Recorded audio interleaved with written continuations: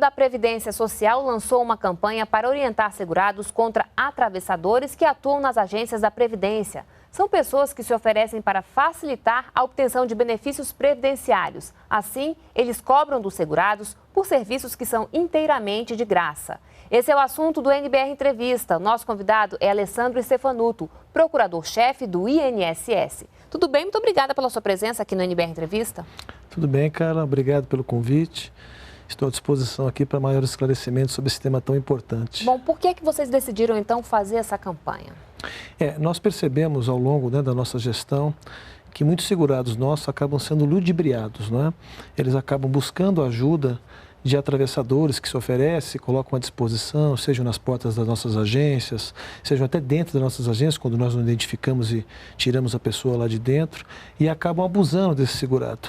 Não só abusando, como cometendo fraudes em nome desse segurado. E, por vezes, o segurado acaba sendo envolvido numa fraude sem ter ideia da situação e da questão que está acabando de se envolver, né? Muitas vezes, esses atravessadores acabam por provocar no segurado um prejuízo maior que além do benefício, né? Que é ser processado criminalmente por uma fraude ou por outra questão qualquer. E o INSS tem recebido muitas queixas dos segurados? Sim. O nosso serviço 135, não é? Que é o canal direto de comunicação com a população, nós recebemos, né, essas denúncias via 135 nas agências, mas o canal 135 é o principal. E nós percebemos que houve um aumento, inclusive, de reclamações do nosso segurado, de atravessadores que muitas vezes recebem os primeiros pagamentos dos segurados, que por vezes acumulam muito tempo, né, o pedido, para que esse pedido demore para ser concedido e com isso ele tenha uma concessão de valores inicial maior para receber mais, uma sorte de coisas que acontecem e que nós percebemos que deveria haver uma intervenção da Previdência, uma ação concreta para deixar claro que nossos serviços são todos gratuitos, né? Então, o que seria para facilitar, na verdade, dificulta, né? Causa até mais problema e transtorno, né? Dificulta, né? Muitas vezes a pessoa tem uma imagem da Previdência que talvez em algum outro momento histórico existiu, mas hoje não existe mais. Nossa Previdência tem uma evolução muito grande nos últimos 10 anos. Você não tem filas na Previdência, né? Você tem uma fila eletrônica, essa fila é organizada e distribuída para que as pessoas possam ir às agências no momento adequado. Elas são instruídas sobre os pedidos. Em que pese a legislação não ser tão simples, não é uma coisa tão simples, as agências instruem, explicam aos nossos segurados. Então, os segurados não têm necessidade alguma de buscar ajuda. Não que isso seja proibido, não é? Mas não tem necessidade alguma de buscar essa ajuda e, via de regra, os serviços que são oferecidos não são por pessoas idôneas. Bom, como é que age um atravessador? O atravessador, ele age de várias formas. A forma que mais me chama a atenção é o atravessador que procura na porta das agências ou oferece nos jornais serviços e oferece normalmente milagres, né? Ele oferece que vai aposentar as pessoas, ele oferece que vai conceder um auxílio-doença, ele oferece, via de regras, serviços que ou o cidadão conseguiria de graça no INSS ou teria indeferido o pedido porque não tem algum requisito. E aí que está o perigo. Por quê? Se ele tinha o direito ao benefício, ele vai na agência e consegue isso de graça. Não tem que dividir os valores que ele tem direito com um terceiro. Se ele não tinha direito ao benefício e ele vai até um atravessador, e esse atravessador, por fraude, por algum outro tipo de comportamento, consegue a concessão desse benefício, mais adiante, fatalmente, a nossa auditoria, a corregedoria, os órgãos, né, de controle, vão encontrar esse caso, vão ser suspenso o benefício, o segurado vai ter esses valores cobrados dele e não do atravessador que sumiu, que se foi. Por isso que, além de não ser vantajoso economicamente para o segurado, é muito perigoso. O atravessador muitas vezes falsifica documentos ou coisas que o valham. Não é? Eu quero fazer aqui uma ressalva, não há de se confundir com os advogados. Não é? Os advogados é uma profissão regulamentada pelo Estatuto da Ordem, é aquela pessoa que entende que quer usar um serviço, ter uma facilidade, talvez a presença física, tenha dificuldade de ir a uma agência e prefere usar um advogado, isso é absolutamente legal. Há colegas que têm um comportamento absolutamente de parceria e esses são bem-vindos.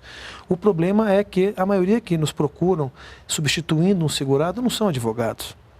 A maioria são pessoas mal intencionadas e que se aproveitam de um momento histórico que a Previdência teve muito difícil, de filas, de dificuldades, de fraudes, e que hoje não existe mais, para surrupiar as pessoas. Muitas vezes pessoas simples, nossos segurados, tem de todo tipo de brasileiro. Do brasileiro mais simples, e do brasileiro mais sofisticado. E nós queremos receber todos eles nas nossas agências. Estamos preparados para atender qualquer colega, qualquer brasileiro que vá lá. Agora, não dá para impedir a presença do atravessador na agência do INSS? Dentro das nossas agências, nós não permitimos qualquer tipo de investida desses cidadãos, pelo menos que a gente perceba e que aconteça isso. Não é? Quando nós temos os dados do atravessador, quando nós percebemos que o atravessador está ali intermediando algo que é indevido, nós tomamos todas as providências, até providências criminais. Ocorre que eles agem normalmente fora das agências. Eles se aproveitam da pessoa que sai da agência, às vezes falta um documento, poderia, voltando com o documento, conseguir aquele benefício. Uma coisa simples, eles se aproveitam, via de regra, eles não ajudam o segurado. Há casos, por exemplo, Carla, que me chamam a atenção, eu me recordo do tempo que ainda eu trabalhava em São Paulo, onde você via atravessadores segurando o pedido do nosso segurado, né? Ou seja, postergando as medidas necessárias para ser deferido o benefício, apenas então somente para juntar uma massa de recursos maior a ser pago ao segurado, para que ele possa receber um valor maior. Então, até o segurado que receberia o benefício mais rapidamente, entrando diretamente na INSS, demora para receber e ainda paga, quando não paga a totalidade desses recursos a pessoas que estão lá para se aproveitar do segurado e não para ajudá-lo. Bom, qual é a orientação para o segurado, né? Como é que ele pode identificar um atravessador? O segurado, a primeira coisa que eu falo a todos os segurados, se eu pudesse dar um conselho a todos, o mesmo conselho que eu dou ao meu pai, que é aposentado, e quando precisa de um serviço da INSS. Ligue 135, agende o serviço. No 135, a atendente está preparada para lhe informar o tipo de serviço, vai lhe dar a hora exata que ele vai ser atendido, o dia exato que ele vai ser atendido. E ele vai até a agência e procure o serviço dos nossos servidores. Nós temos 40 mil servidores no Brasil que estão prontos para atender qualquer brasileiro que lá precise da nossa ajuda. Se alguém o abordar, se alguém oferecer um serviço, enviar carta, é muito comum enviar carta para pessoas que já são segurados, já são beneficiários, né? Um aposentado, inventando história, contando que vai ter direito a isso, aquilo. Antes de qualquer coisa, vá numa agência do INSS, ligue 135, esclareça tudo aquilo, fatalmente, eu tenho certeza que ele não precisa de ajuda de ninguém para exercer os seus direitos. Porque é tudo de graça, né? É tudo de graça. O INSS não cobra nada de ninguém. O INSS avalia os pedidos, o INSS, quando tem alguma falta de documento, instrui as pessoas a voltarem com os documentos. O INSS está preparado, nós fazemos 5 milhões de atendimentos todo mês. E desconfiar também dessas facilidades, né? Isso. Toda vez, como diz o bom ditado, né, que a esmola é grande, tem que desconfiar. Se você vai no INSS e te falaram que você não tem direito, você tem direito a recurso, você tem direito a ir à junta de recursos, tem direito de ir ao conselho de recursos, que é tudo dentro da estrutura da Previdência. E as pessoas que estão lá são orientadas para que, se é possível conceder benefício, conceder. Nós não temos nenhuma orientação contrária. Mas às vezes falta um documento, às vezes falta um xerox, às vezes você tem uma certidão de tempo que não está adequada ainda. Tudo isso pode ser corrigido e não precisa da ajuda de ninguém. É possível denunciar um atravessador? É possível, é possível. A pessoa que perceba ou desconfie que está sendo alvo de um atravessador, de um assédio, ele pode no 135 denunciar, pode numa agência da Previdência ser tomada a termo o que ele está falando, né, o segurado, e isso vai para a Procuradoria do INSS e nós temos tomado providência, temos processado aquelas pessoas que estão tentando enganar nossos segurados, temos pedido medidas cautelares para afastar atravessador que fica na porta da agência. Então, tem medida cautelar concedida para que ele fique a uma distância da agência, porque a gente sabe que aquela pessoa pode causar um prejuízo aos nossos segurados.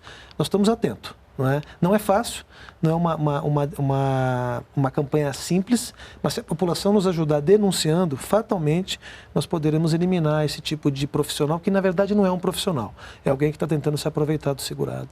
Há casos em que o segurado precisa entrar na justiça para ter acesso a algum benefício? Não. A rigor, o que acontece? O INSS, todos os meses, analisa 700 mil pedidos. Então, é fato que nós podemos, nesses 700 mil pedidos, requerimentos, errar. Não é? Em 700 mil, se a gente errar 1%, nós vamos ter já 7 mil casos de pessoas que tinham direito e fatalmente estão decepcionadas. E essas pessoas podem recorrer da decisão do INSS para a junta de recursos ou para o conselho de recursos da Previdência. Pode ir à justiça também. Não é? Mas para ir à justiça também ele não precisa de um atravessador. O juizado especial federal dispensa o uso né, de atravessadores. Ele pode utilizar um advogado, há pessoas muito sérias no mercado, mas ele não precisa de um atravessador. E mais, muitas vezes o segurado sequer vai na agência do INSS. Alguém já fala para ele, olha, isso não é dado lá, isso é difícil, isso você não vai conseguir. Desestimula a ida dele lá. Não acreditem nesse tipo de fala. Primeira coisa a fazer é ir ao INSS. Agende no 135, vá ao INSS. Se lá o seu direito foi frustrado, seja porque ou não tem direito, ou mesmo por um erro do INSS que pode acontecer, ele pode recorrer a outras instâncias administrativas e, por último, ir ao judiciário. Mas nada disso ele precisa do atravessador. O atravessador não faz parte do rol de necessidades para a concessão de um benefício. Agora, hoje é uma realidade em todo o país, tanto no interior quanto nas capitais. Essa prática aí está presente do Brasil inteiro. Evidentemente que nas capitais há uma organização maior, né, de cidadãos que se propõem a fazer isso, crime organizado. Né? Nós não estamos lidando só com pessoas que estão vendo uma oportunidade, estão com um jeitinho tentando ajudar e tirar alguma vantagem. Estamos vendo pessoas mal intencionadas. Né? Há casos, eu me lembro ainda, quando eu trabalhava ainda em São Paulo, que o atravessador cobrava do segurado 100% do que ele recebeu no primeiro pagamento. E o primeiro pagamento às vezes é mais volumoso, porque junta vários meses até o benefício ser analisado, e mais 6 parcelas. Então,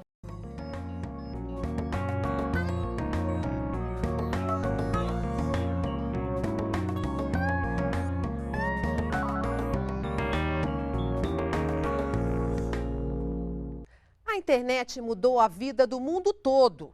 É o caso da Previdência, que agora utiliza a rede virtual para garantir às pessoas um acesso mais fácil a informações e serviços, como o agendamento de perícias e consultas para saber quanto tempo falta para a aposentadoria. É por meio da DataPrev que a Previdência Social tem ajudado a reduzir as filas nos postos de atendimento do país. O segredo está nas tecnologias de informações. Sobre esse assunto, eu, Débora Cole, vou conversar agora no NBR Entrevista com o presidente da DataPrev, Rodrigo Assunção. Muito obrigada pela presença. Obrigado. Para facilitar a vida das pessoas, inclusive na Previdência Social, a internet é o melhor caminho? Olha, hoje certamente. Hoje é o melhor caminho. É o aspecto que mais evolui na prestação de serviços, não só do governo, não só do Estado, mas também da área privada, dos prestadores de serviço em geral. Então é uma grande rede onde as apostas de interação, transações, informação, troca de dados, todas estão acontecendo na internet. Claro que algo melhor pode ser inventado, mas ainda não foi. Vou explicar como é que funciona esse serviço, esse sistema da DataPrev. Bom, nós fazemos todo o suporte de tecnologia da informação para a Previdência Social e também para outros ministérios, como o Ministério do Trabalho, a própria Receita Federal. O que nós fazemos com o nosso principal cliente, que é a Previdência, é suportar todos os sistemas que dão condições à Previdência de atender as pessoas nas suas agências. Então, são mais de 250 mil atendimentos diários que são feitos pelas agências espalhadas pelo país, mais de 1.200 agências, que utilizam sistemas desenvolvidos em grande parte pela DataPrev, ou pelo menos suportados pela DataPrev, que fazem todo tipo de transação e informação que permitam que as pessoas, como você mesmo disse, saibam o tempo para a sua aposentadoria, requeram essa aposentadoria, vejam e corrijam informações cadastrais, vejam problemas de benefícios por incapacidade, benefícios como salário maternidade, todo tipo de benefícios que a Previdência Social oferece. Tudo isso só é possível hoje em dia com os sistemas de informação que a DataPrev sustenta.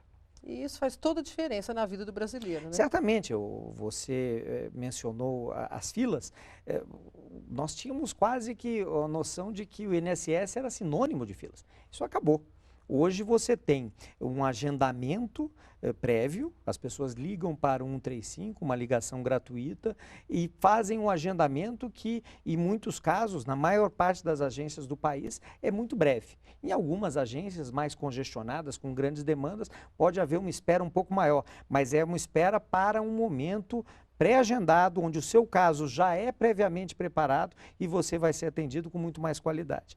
Então, isso é um elemento fundamental para a eliminação das filas que já ocorreu na Previdência.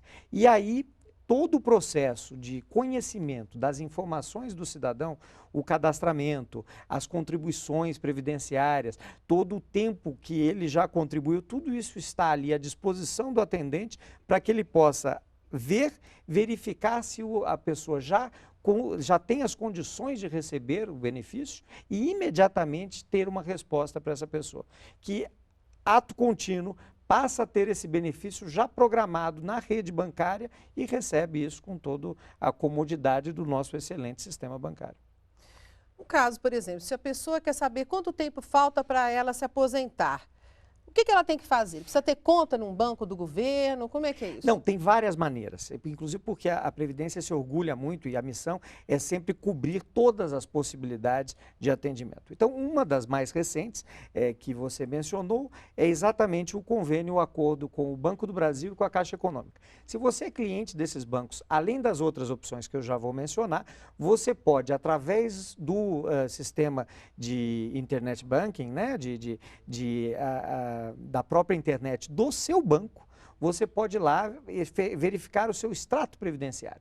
Ou então pelos terminais de autoatendimento. Ali também há opções para você verificar o seu extrato e ver todas as contribuições que você já fez. E fazer os cálculos, primeiro para verificar se todo o teu histórico laboral está correto. Se estiver correto, quanto tempo ainda falta? Isso pode ser visto. Se você não é cliente desses bancos ou prefere fazer um atendimento presencial, você pode também agendar pelo número 135, um atendimento numa agência da Previdência que vai fazer o mesmo levantamento.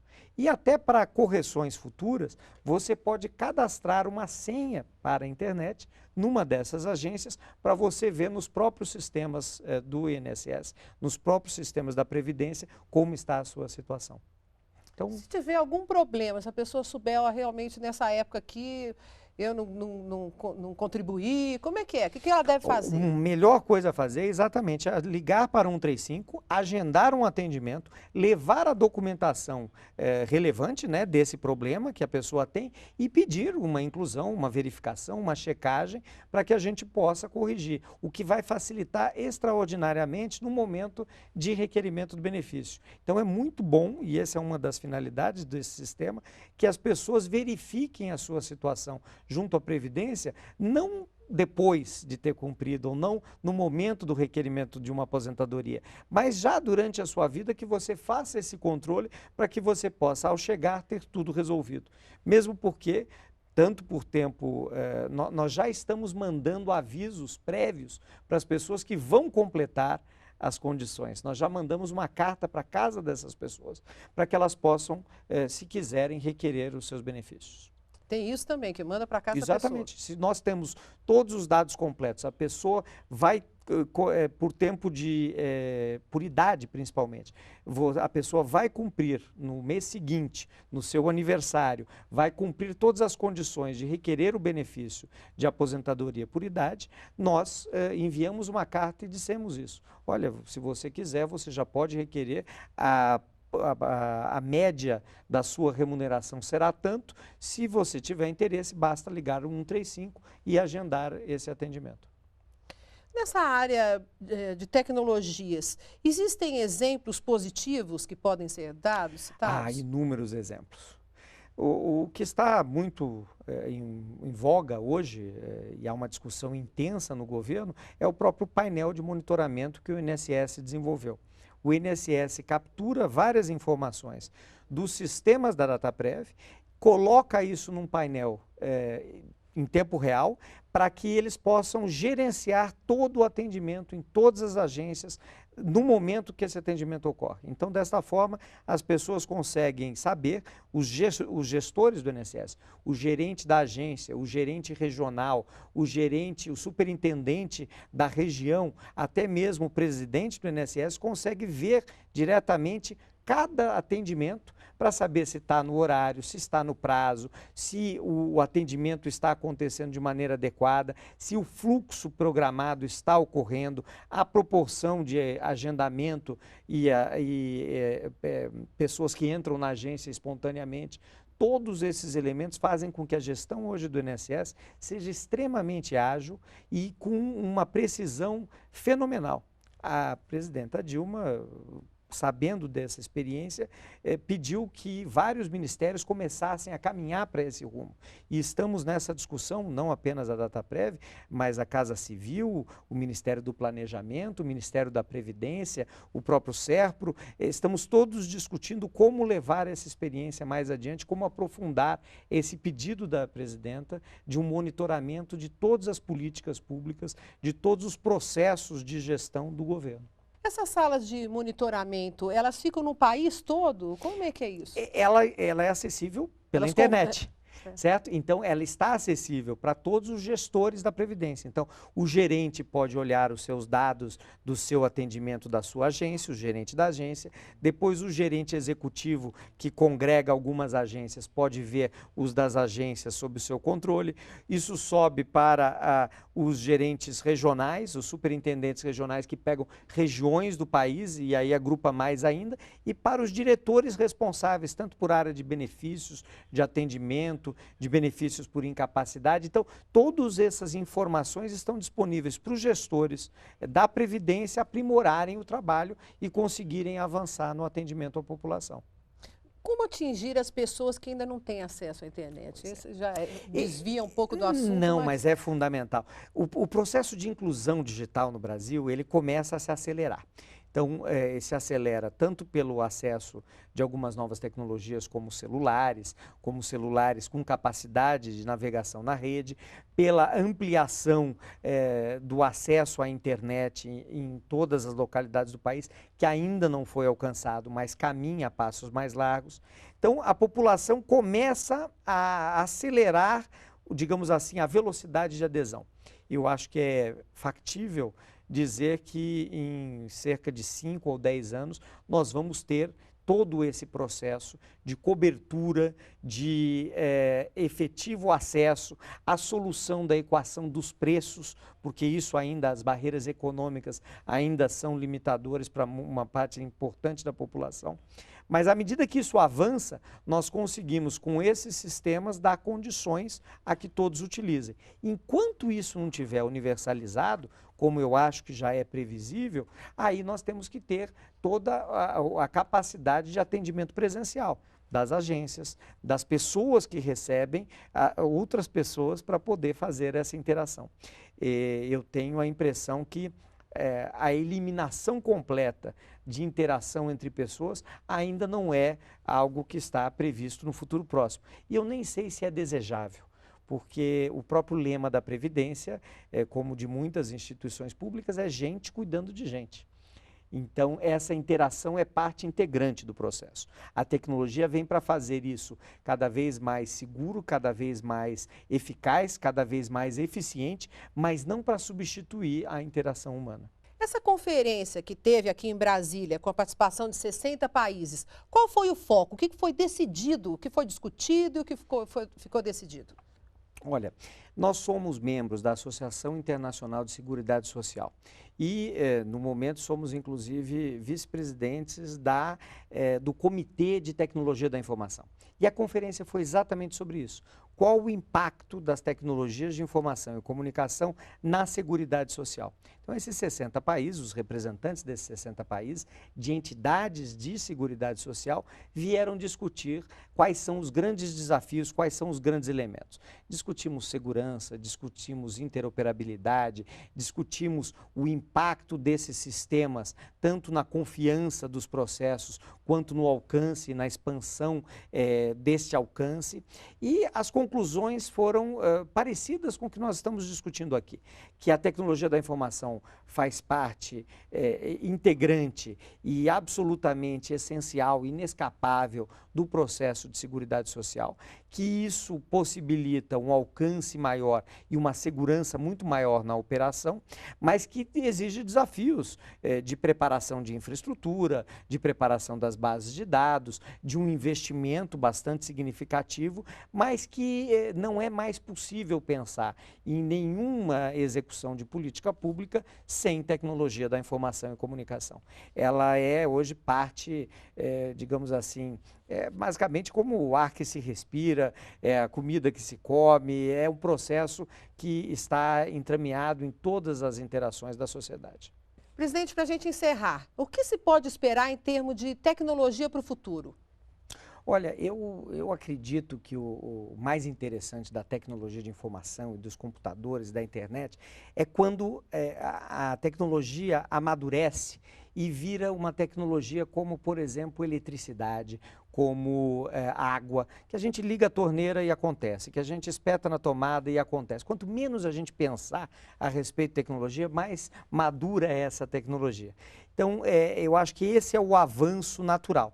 Claro que se você discutir de maneira imediata, os dois grandes elementos que estão sendo discutidos é a mobilidade. Então, você trazer todos esses elementos, esses sistemas, esses serviços para os nossos celulares, para os nossos tablets, para a nossa capacidade de ser atendido a qualquer lugar, não mais presos num computador de mesa. E da parte mais, digamos assim, para dentro, né, no back-office, para dentro de casa, toda essa discussão de computação em nuvem, que é uma coleção de tecnologias já existentes por muito tempo, mas que agregadas e colocadas num novo modelo de funcionamento estão tendo um impacto muito significativo, porque está havendo uma explosão dos dados. Agora, nós todos precisamos de cada vez mais dados. São dados abertos, dados de transparência, grandes cadastros, que são utilizados por cada vez mais pessoas e mais instituições. Isso exige uma capacidade computacional muito significativa, com um crescimento exponencial, que apenas a computação em nuvem, com a sua possibilidade de partilhamento de infraestrutura e expansão não programada, é que vai ser capaz de dar conta. Ok, muito obrigada pela entrevista. Obrigado. Até logo. Mais informações no www.dataprev.gov.br. Se você quiser rever essa entrevista, é só acessar o endereço que aparece aí na sua tela. Muito obrigada pela sua companhia e a gente se vê no próximo programa. Continue com a gente aqui na NBR, a TV do Governo Federal.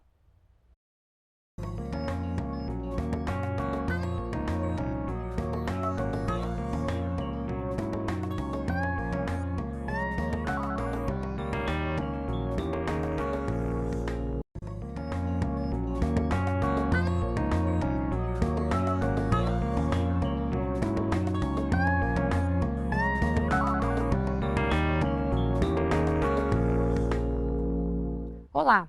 O Brasil avançou na formalização dos trabalhadores na última década, segundo um relatório da OIT, Organização Internacional do Trabalho. Mas a proteção social e os benefícios da Previdência ainda não chegaram plenamente aos trabalhadores domésticos, ocupação que inclui empregadas, diaristas e jardineiros, por exemplo. O que fazer para mudar essa situação? Quais são as vantagens do emprego formal? É o que vamos saber agora com o secretário de Políticas de Previdência Social, Leonardo Rolim. Ele é o nosso convidado do NBR Entrevista. Tudo bem, secretário? Tudo bem. Muito obrigada por ter vindo. É um prazer. Bom, secretário, para a gente começar, o emprego formal para os trabalhadores domésticos, ele não chega a 40% em nenhum dos estados brasileiros, segundo o levantamento da OIT. O que está acontecendo? Olha, isso é uma questão cultural, inclusive vem melhorando nos últimos anos. Mas isso tem a ver com a falta de cultura previdenciária no Brasil. As pessoas acham que previdência é algo que só tem que se preocupar quando já estão na idade mais elevada. E se esquecem que até lá tem um longo caminho, né? Exatamente, que tem que contribuir ao longo desse período e que em qualquer momento da vida a gente pode precisar da previdência. Qualquer pessoa pode adoecer. E quando você adoece, você precisa da previdência para garantir a sua renda, especialmente essas pessoas que são trabalhadores por conta própria. Bom, secretário, o estudo da OIT mostra também que São Paulo é o estado onde há o maior índice de formalização, seguido de Santa Catarina e do Distrito Federal. Amazonas, Ceará e Piauí lideram aí, estão no final da fila, né? São os que apresentam o menor índice de formalização. O senhor já explicou que pode ser um problema cultural, mas também pode ser falta de informação, secretário? Olha, tem a ver com falta de informação e também com baixa renda. Esses 3 estados que têm maior cobertura são justamente aqueles que têm maior renda per capita. O Piauí, por outro lado, é o que tem menor renda per capita. Então, tem a ver com a questão cultural, com a própria renda e também com acesso à informação. Quando a gente vai olhar por município, a gente verifica que justamente nos municípios mais pobres e menores, no interior do Brasil, é onde há uma cobertura previdenciária menor. E o que o governo tem feito para reverter essa situação, principalmente nessas regiões aí menos privilegiadas? Olha, a gente tem feito, primeiro, buscado criar programas que sejam acessíveis a esse público, com um custo menor de contribuição, que é o caso do empreendedor individual e da contribuição para a dona de casa de baixa renda. Com 5% eles têm, do salário mínimo, eles têm acesso aos benefícios previdenciários. Além disso, campanhas de comunicação, né? Temos buscado diversos instrumentos de mídia, de educação previdenciária, para chegar a esse público a informação da importância da previdência para a sua vida. Bom, no caso do empregado doméstico, né, essa formalização vai depender de quem? Do patrão ou do próprio empregado? Depende de quem?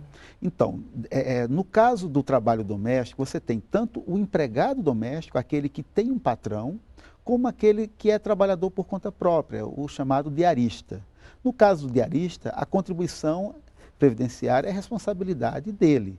No caso do que é empregado, a contribuição deve ser feita pelo empregador, porque há uma parte da alíquota que é do empregador e uma parte que é do trabalhador. Ele faz a contribuição e desconta a parcela do trabalhador da sua remuneração. Esse é um direito da empregada doméstica? Ela pode exigir isso do patrão ou não tem como? Na base mesmo da conversa? É um direito que ela pode, inclusive, ir à justiça e o patrão é obrigado a pagar. Se não pagou, paga com os juros devidos. É um direito da trabalhadora doméstica, da empregada doméstica, a contribuição previdenciária, assim como os encargos trabalhistas. Bom, e quais são as vantagens de ser formalizado, de ter a carteira assinada, ou de contribuir para a Previdência? Qual é a vantagem para o trabalhador? A grande vantagem para o trabalhador é a proteção dele e de sua família. Como eu falei, se ele adoece, ele vai receber o auxílio-doença, que para aquele que é trabalhador por conta própria, o diarista, o empreendedor individual, é indispensável, porque se ele está doente e não pode trabalhar, não vai entrar renda em casa. Ele trabalha por produção, né? Trabalha por produção. Como é que ele vai viver nesse período que ele está doente? Vai depender de gastar uma poupança que ele fez, ou de ajuda de amigos ou da família. Ele tem a Previdência para garantir essa proteção. Se acontece uma fatalidade e ele morre, a sua família vai ficar amparada, recebendo uma pensão por morte.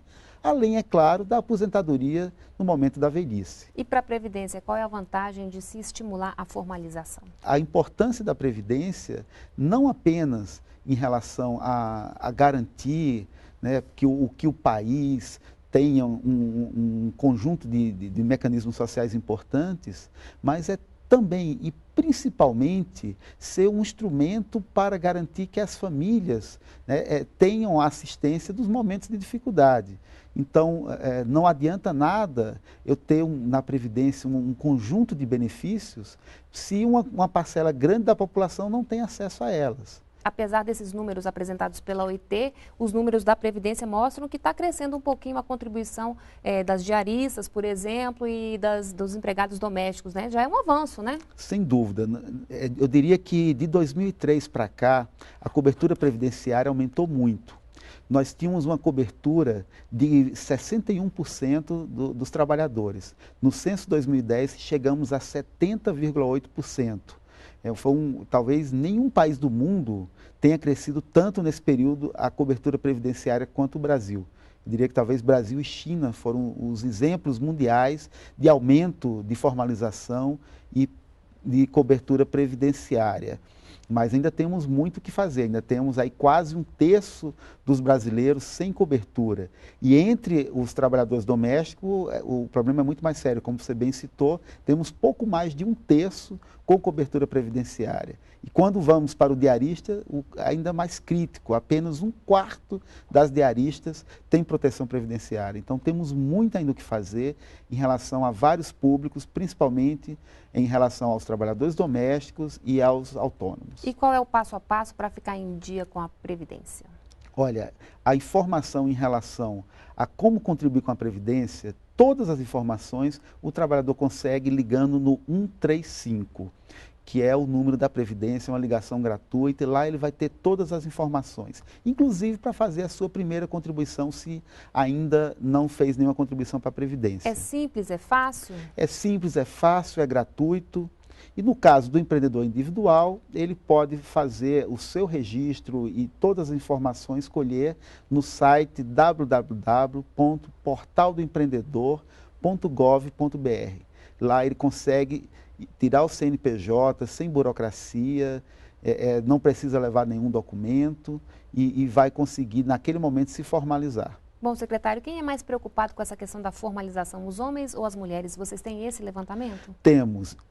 Hoje há um número muito maior de homens formais do que mulheres, e a gente está buscando equilibrar isso, conseguir que haja uma formalização maior das mulheres. Além das mulheres estarem num número menor no mercado de trabalho, daquelas que estão no mercado de trabalho, há um número maior de informais, portanto, sem cobertura.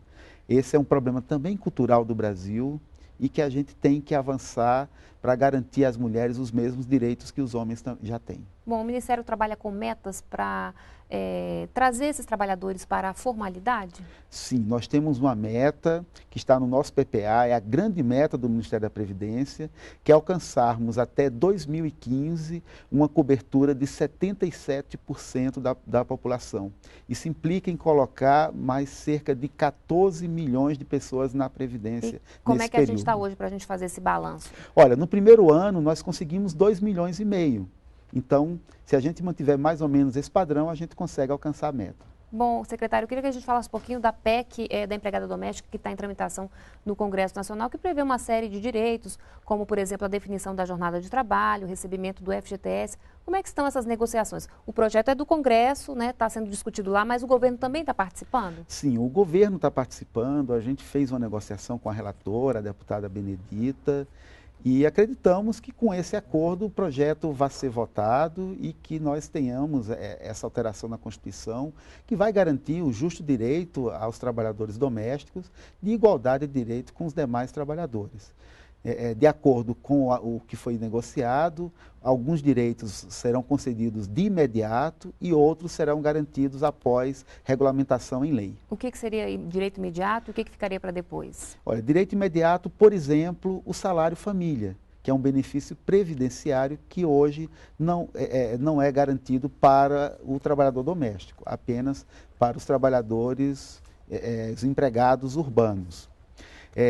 Um benefício que fica para a regulamentação em lei é o que você citou, o FGTS. Bom, secretário, ao longo da vida as pessoas passam por diversas situações, né? E às vezes ficam lacunas na nossa carteira de trabalho, né? Como é que a gente faz para comprovar isso? Isso aí cabe ao trabalhador?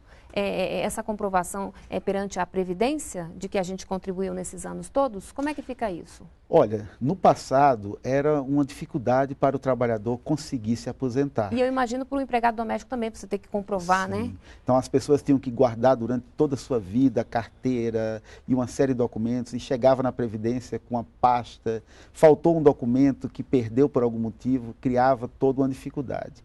Hoje, todas as informações que estão na nossa base de dados têm valor de prova. O trabalhador não precisa levar nenhum documento para comprovar, exceto se alguma atividade dele, por alguma razão, o empregador não fez a contribuição, essa informação não está no nosso cadastro.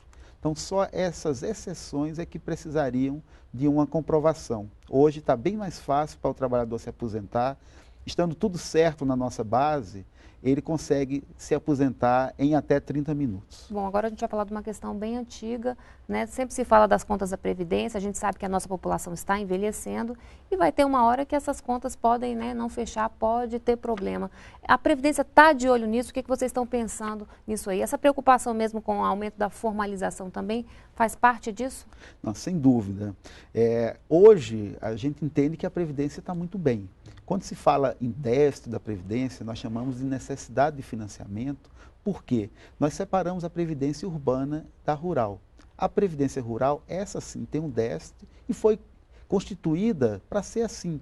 A Constituição criou esse benefício importante para os trabalhadores do campo e criou outras fontes de financiamento que não as fontes da Previdência Social. A Previdência Urbana ela é superavitária, porém não vai se manter assim para sempre, porque o Brasil ainda é um país de jovem. Hoje temos apenas 11% de pessoas acima de 60 anos, mas isso vai aumentar muito nas próximas décadas. Em 2050, nós teremos 30% da população com mais de 60 anos. Um grande problema, né? Então, se nós não nos prepararmos agora para construir agora a Previdência do futuro, lá na frente vamos enfrentar o problema que hoje a Europa está enfrentando. Tá certo, então, secretário, muito obrigada pela sua presença aqui no NBR Entrevista e até uma próxima. Até a próxima. Se você ficou interessado e quer outras informações, então entre na página do Ministério da Previdência. E para rever essa entrevista, basta acessar o endereço que aparece agora aí na sua tela. Muito obrigada pela companhia e a gente se vê no próximo programa. Continue aqui na NBR, a TV do Governo Federal.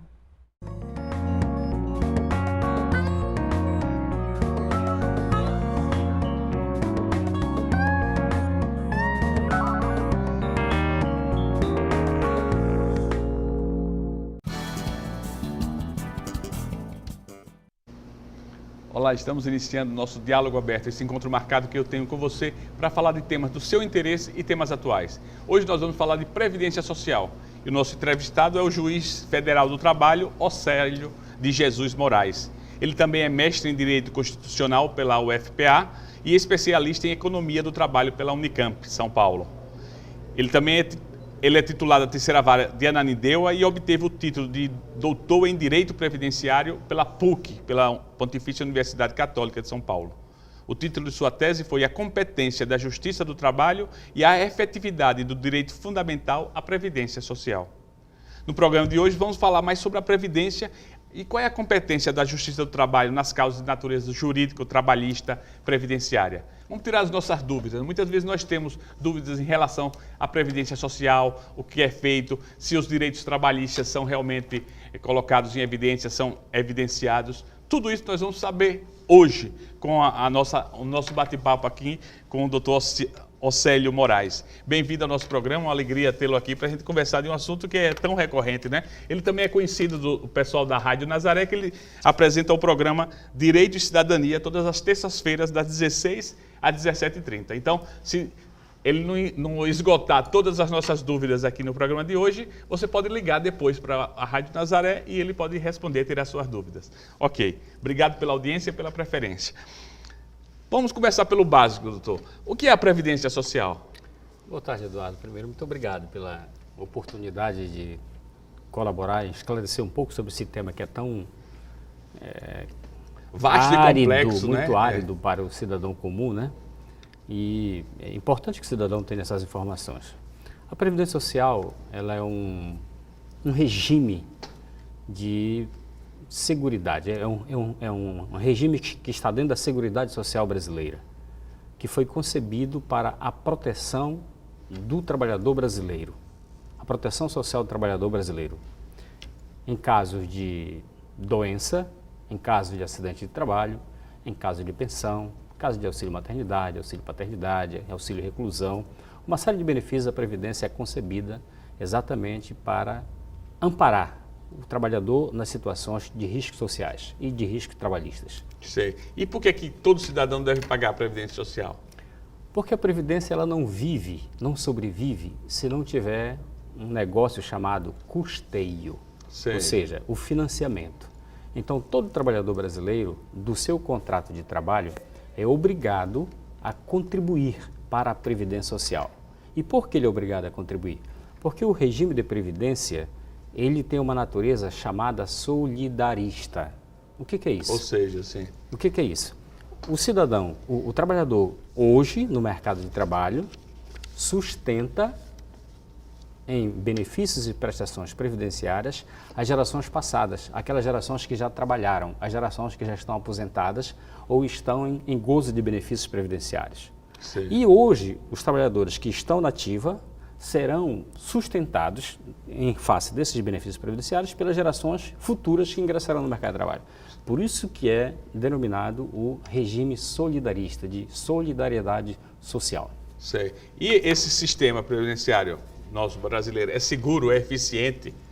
Como é a situação atual do sistema? Do ponto de vista da sua estrutura, da sua concepção, da sua finalidade, é um regime confiável.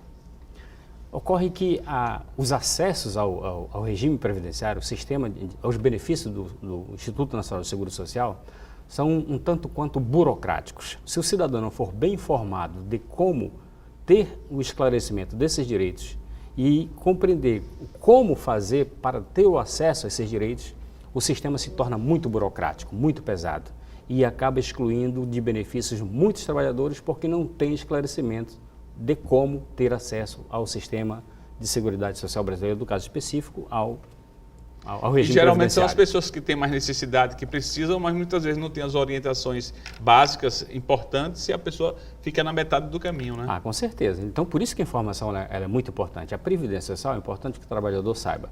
A Previdência Social, e o governo, inclusive, trabalha esse slogan, a Previdência do Trabalhador. Né? A Previdência Social, ela existe na ordem constitucional brasileira com a finalidade da proteção social. Então, todas as suas ações, prestações e benefícios são direcionadas, são concebidas para amparar os trabalhadores e seus dependentes nas situações de riscos e nas situações de recuperação em caso de acidente de trabalho ou caso de doença ou em caso de aposentadoria. Daí que a Previdência ela é concebida como um instituto que visa proteger do berço ao túmulo. Então, a proteção, a vida inteira, a vida completa. Agora, os mecanismos de acesso é que são muito burocráticos, são muito complicados e o trabalhador precisa se informar a respeito desse mecanismo de acesso para ter consciência desses direitos. Doutor, quais são as principais lacunas ou falhas do sistema, já que nós estamos analisando esse aspecto da proximidade com o trabalhador, que muitas vezes é difícil, não existe, talvez em alguns casos, pela falta de informação, pela falta de conhecimento? Do ponto de vista da estrutura da Previdência em si, como a Constituição a concebe, é um instituto que está bem organizado, é um regime que está bem organizado. Agora, do ponto de vista da efetividade desses benefícios, existem lacunas. Por exemplo, o quadro de peritos do INSS é muito reduzido. Sendo um quadro de peritos muito reduzidos, as centenas de milhares de perícias judiciais ou extrajudiciais que são levadas à Previdência para que esses trabalhadores sejam periciados, se tem ou não ainda a capacidade de estar no mercado, este número reduzido é uma lacuna que prejudica uma celeridade no atendimento desses trabalhadores. Então, muitos trabalhadores passam, nem chegam a passar em tempo hábil, muitos falecem e acabam, então, perdendo um direito de proteção social, perdendo a própria vida em razão deste problema da falta de estrutura interna. O sistema de arrecadação da Previdência, embora a Constituição preveja que o empregador e o empregado devem recolher mensalmente contribuição de seu contrato de trabalho para o custeio do regime previdenciário, este sistema ele precisa ser mais eficaz no sentido de uma coerção jurídica mais efetiva em face daquele que sonega a contribuição previdenciária, em face daquele que se apropria da contribuição previdenciária. Porque se apropriando da contribuição previdenciária, você causa diversos danos ao regime previdenciário brasileiro, portanto, à proteção social.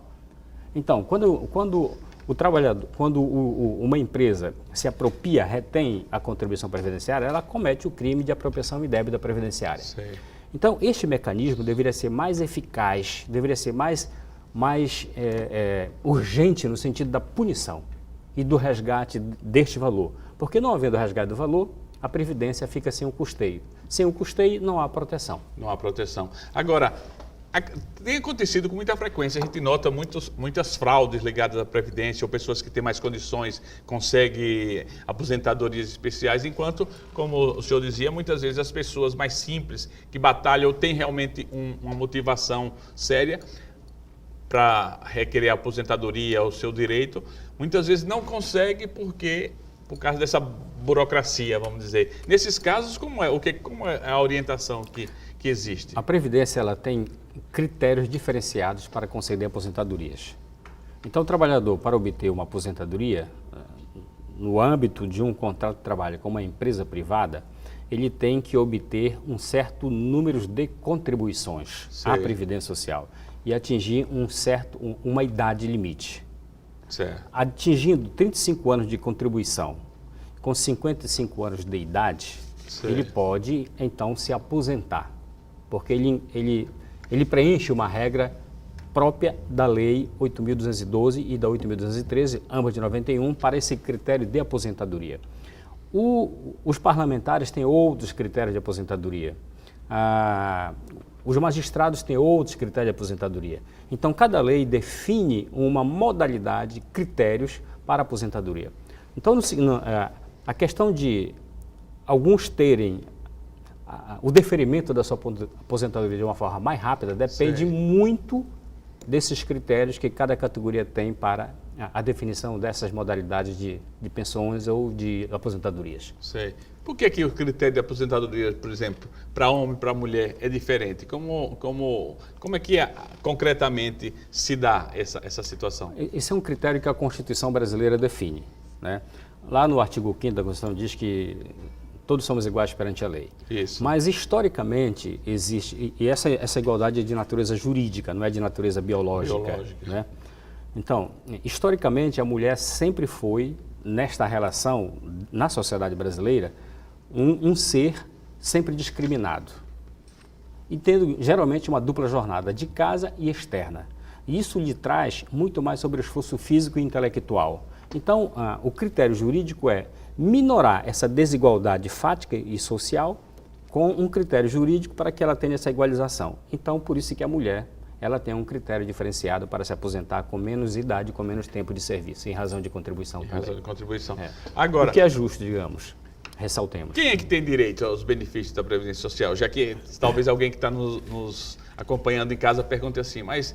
muitas vezes a gente não tem o esclarecimento, mas quem tem um benefício? Como é feito esses critérios nesse sentido? Todos os trabalhadores brasileiros têm direito à Previdência Social. A Previdência Social tem diversas modalidades de segurados. Certo. Tem o segurado empregado, aquele empregado de empresas. De empresas, certo. Tem o segurado facultativo, tem o segurado autônomo, tem o segurado rural, tem o assegurado doméstico, empregado dona de casa, e tem agora o empregado doméstico também.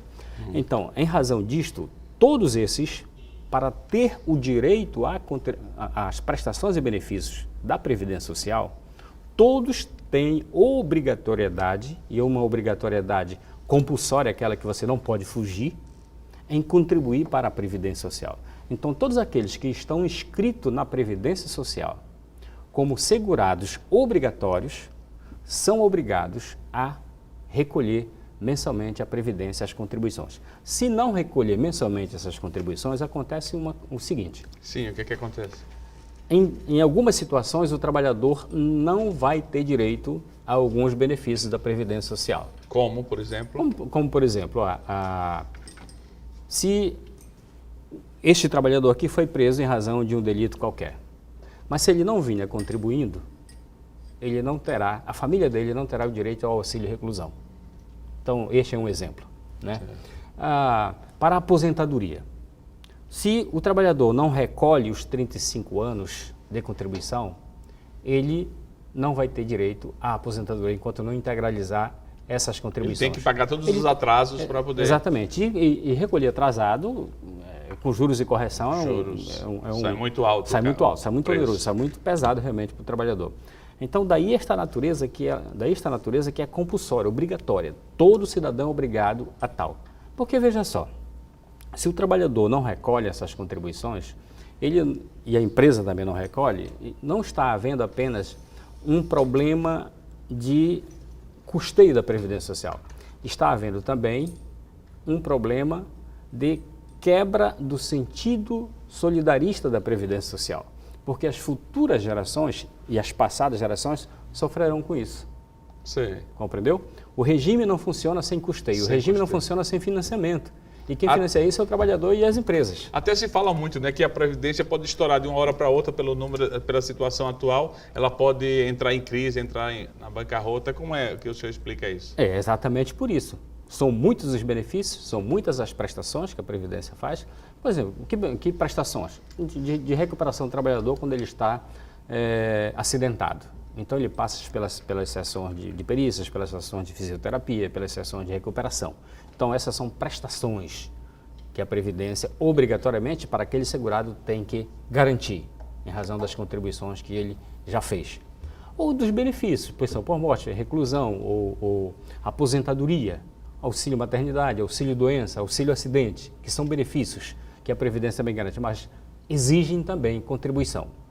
Se não houver a contribuição, a Previdência não tem como assegurar essa proteção social a esses trabalhadores que estão nessa situação de hipossuficiência econômica e de miséria social. Então, por isso que a Previdência ela é concebida como sistema de proteção social, como regime de proteção social.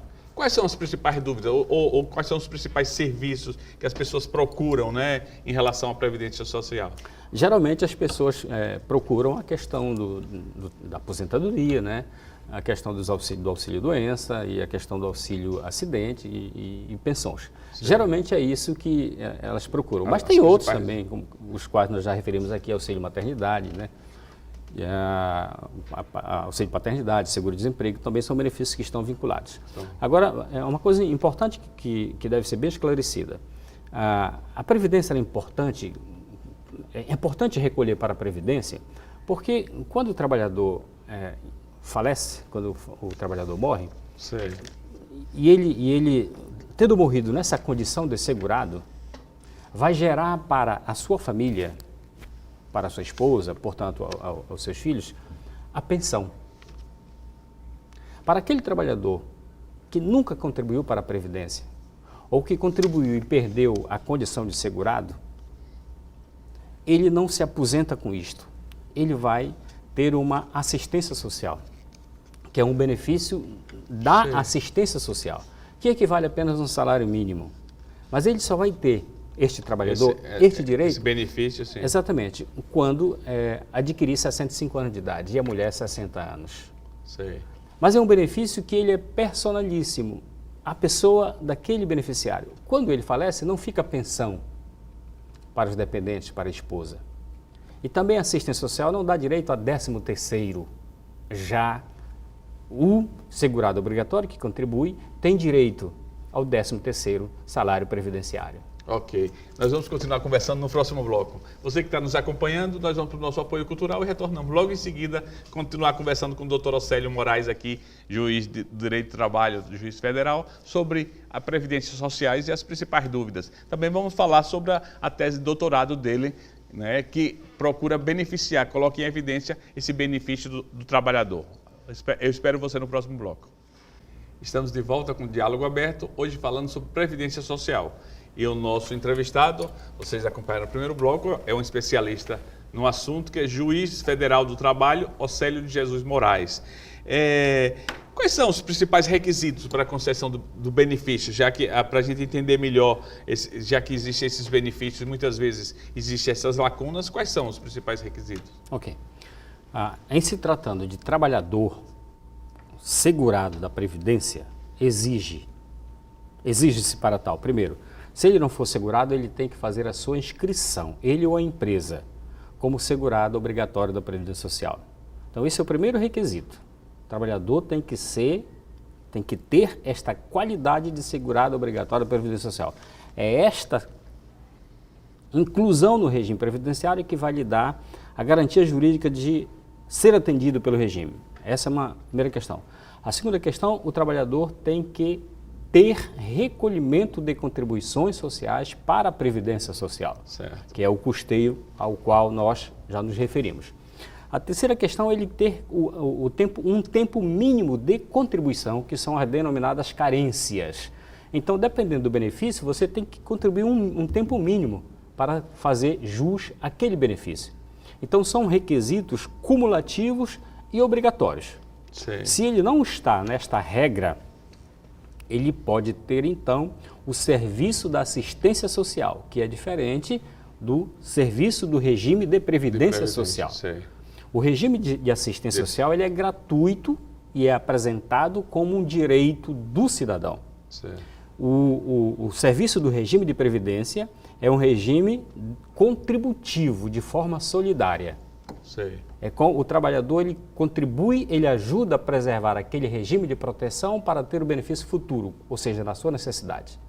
nesse sentido. Doutor, e como é a situação atual? Para a gente entender de estatística, né, estatisticamente assim, a situação, com esses parâmetros, com essas dificuldades ou com essas lacunas que existem, como é a situação do trabalhador brasileiro hoje? Ele está inserido, existe um grande número de trabalhador que está inserido nesse sistema previdenciário, ou ainda existe uma grande quantidade ou situações ainda, vamos dizer, mal esclarecidas ou mal resolvidas? Todos os trabalhadores brasileiros que, em tese, têm a carteira assinada pelas empresas, carteira de trabalho assinada, ou pelas empregadas domésticas, estão inscritos na Previdência Social, em tese. Então, todos esses trabalhadores potencialmente têm o direito às prestações e benefícios da Previdência Social.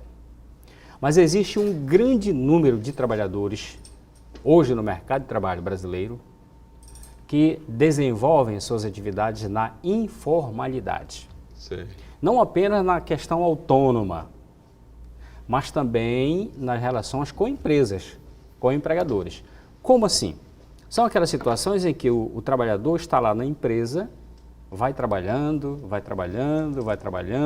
e a empresa nunca assina a carteira dele e nunca, portanto, recolhe a contribuição dele. Então, este trabalhador, ele está numa situação marginal ao sistema legal da Previdência Social.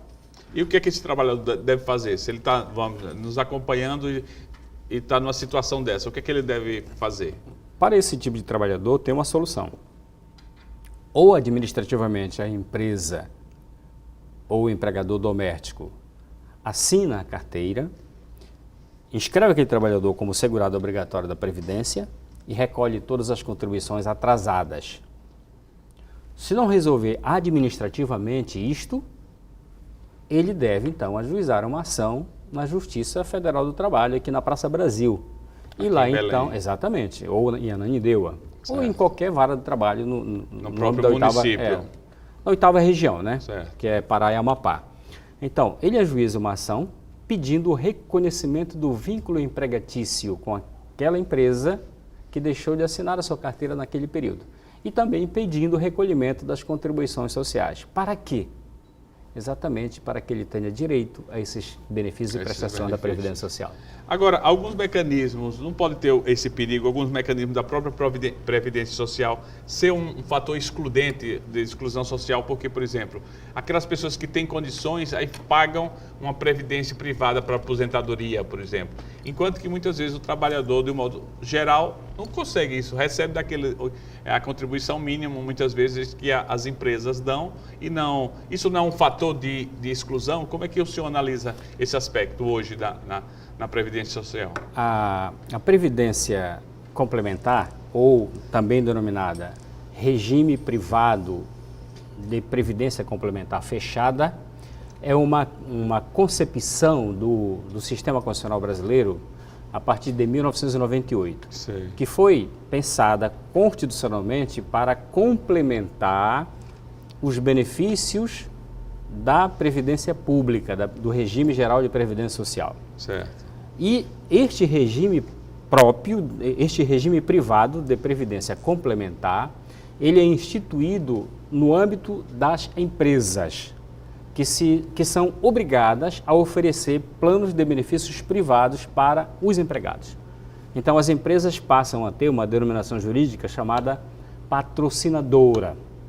E o empregado, em razão disso, adere àquele contrato de previdência privada, que pode ser um contrato de previdência privada de natureza definida, ou seja, com benefícios definidos e com um prazo de resgate mínimo, 1 ano, 2 anos, 3 anos. No momento em que ele não quer mais contribuir, em razão do seu contrato de trabalho, para aquele regime de previdência privada, ele pede o resgate. Então, a previdência privada, no fundo, e em verdade, ela é uma poupança. Entendi. Embora a Constituição diga que ela é um regime complementar, ela não é um regime complementar dentro de um sentido jurídico material. O que é esse sentido jurídico material? A Constituição ela tem um sentido formal e tem um sentido material. Certo. O sentido formal diz respeito à sua estrutura em si e como o Estado se organiza. O sentido material é em relação as metas e objetivos que o Estado assume para a sua cidadania, para a sua sociedade. Sim. Então, no sentido material, a previdência privada fechada, ela não tem este sentido complementar da previdência básica, porque a previdência básica, ela é solidarista, Sim. todos contribuem para ela. A previdência privada fechada não é solidarista. Não é solidarista, Certo. você adere. O empregador oferece, mas você adere. Então, ele é um benefício de natureza individual, não é de natureza de uma coletividade, como é o regime da Quer dizer, Previdência Social. beneficia alguns só. Beneficia aqueles que ingressam naquele regime por opção. Sei. O outro não, ele é contributivo e é obrigatório. Por isso que os dois regimes, o privado fechado e o regime básico, o regime geral da Previdência, eles não têm esta conexão do mesmo sentido solidarista para toda a sociedade brasileira. Certo. Não é entendido nesse sentido global, né? É. Qual a relação, então, entre a justiça do trabalho e a garantia do direito? Pô, olha só, o INSS diz que a Justiça do Trabalho não pode tratar de questões relativas à Previdência Social. Certo. O que é, na minha visão, uma interpretação que Limitada. limitada e prejudica centenas de milhares de trabalhadores brasileiros. A Consolidação da Lei do Trabalho, a CLT, ela dispõe lá que as anotações na carteira profissional, na carteira de trabalho, fazem prova do tempo de serviço perante a contribuição social.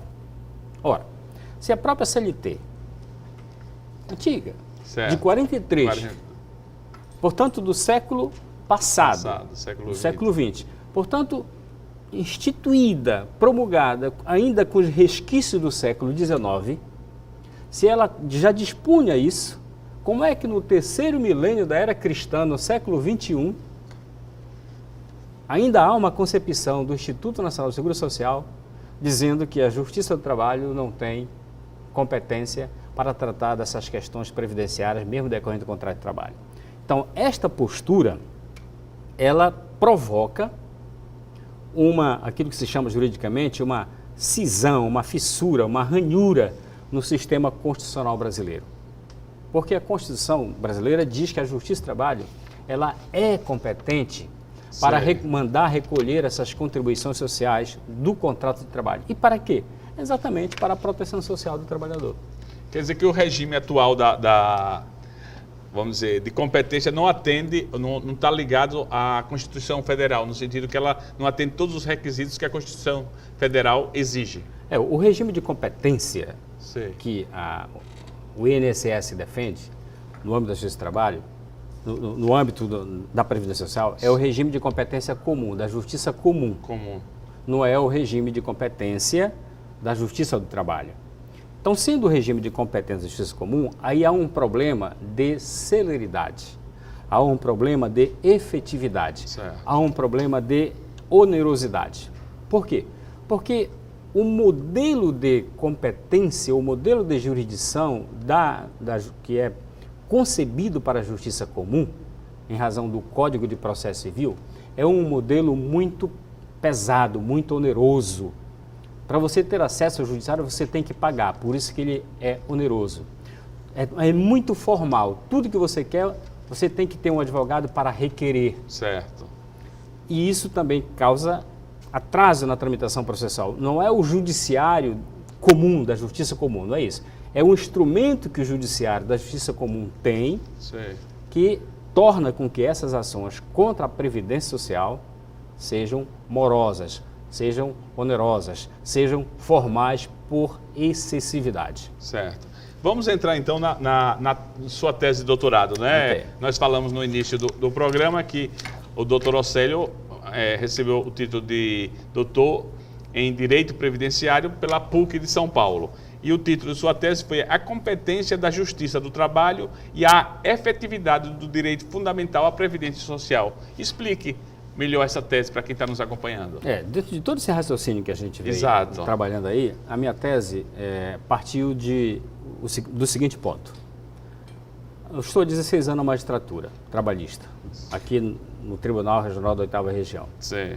E um dado fático da realidade e um dado jurídico constante e recorrente me preocupa e sempre me preocupou. Qual é? Que muitas empresas não anotam as carteiras dos trabalhadores e com isso deixam de recolher as contribuições sociais. Ou algumas que não são idôneas, que tem muitas empresas idôneas, corretas, mas essas que não são idôneas anotam, mas não recolhem corretamente as contribuições sociais do contrato de trabalho para o trabalhador. Quando ela faz isso, ela comete um crime de sonegação previdenciária. Sim. Pois bem, detectando esta realidade nos processos que chegam ao meu julgamento, eu vi que se a Justiça do Trabalho atraísse para o âmbito de sua competência material, ou seja, poder julgar aquela causa, Certo. essa realidade poderia mudar. E de que forma? Porque a Justiça do Trabalho tem uma coisa chamada impulso ex officio do processo. O que é isso, esse impulso ex officio do processo? É que o cidadão não precisa, para chegar à Justiça do Trabalho, de advogado. É um negócio chamado jus postulante. É o direito de ir ao judiciário sem patrocínio de advogado. Precisa disso. Embora eu recomende e recomendo que seja muito, mas muito aconselhável que vá com advogado, em razão das questões técnicas, das questões jurídicas. Mas se o cidadão não tem condições, ele pode ir à justiça sem advogado. Essa é uma grande vantagem. E feito isto, o cidadão não precisa estar requerendo que o juiz, na Justiça do Trabalho, faça isso ou faça aquilo. Por quê? Porque o impulso ex officio, ou seja, o juiz, sem ser provocado, ele faz isso naturalmente. Já faz naturalmente. Naturalmente. Então, no âmbito de um processo trabalhista que reconhece um vínculo de emprego, o que ocorre? E o que gerou o ponto de partida da tese? Cria-se um efeito jurídico automático da decisão trabalhista em face da Previdência Social.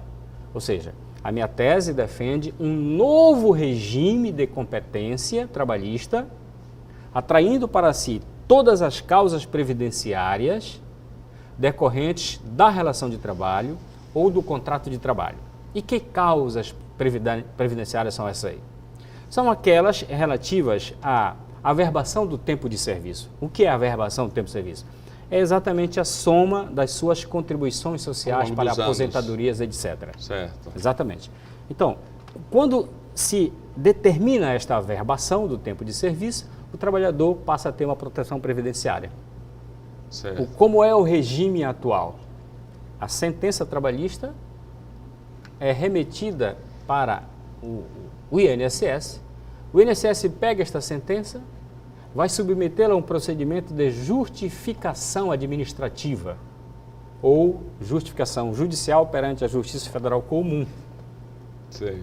Se a justificação administrativa concluir que esta decisão trabalhista tem validade como início de prova, não é nem a prova, Certo. aí então ele vai abrir um outro procedimento para ver se aceita aquela decisão. E isto, no regime constitucional brasileiro, é uma anomalia. Isto viola o princípio, que juridicamente se chama, da coisa julgada material. Coisa julgada material é quando o juiz profere uma decisão e não há mais nenhuma possibilidade de reforma. Entendi. Entendeu? Então, daí que a minha tese defende esse exclusivo regime de competência trabalhista para as causas previdenciárias, para que, na própria decisão trabalhista, determine-se ao INSS a averbação do tempo de serviço do trabalhador. Quer dizer, o processo também se torna mais rápido. Mais rápido? Mas nós vamos conversar sobre isso no próximo bloco. Ok. Vamos para o nosso apoio cultural e retornamos logo em seguida para continuar conversando com o Dr. Océlio sobre direitos trabalhistas e o sistema previdenciário. Espero você.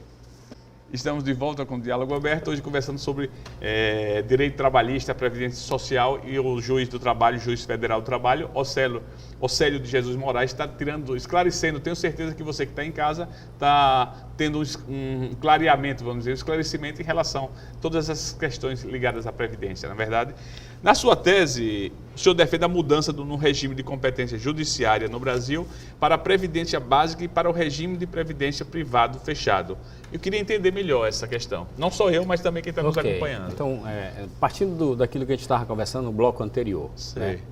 Quando a Constituição brasileira coloca lá que compete à Justiça do Trabalho julgar as ações decorrentes das relações de trabalho, outras controvérsias decorrentes da relação de trabalho e os demais conflitos decorrentes de suas próprias decisões, ou seja, sentenças e acordos. Certo.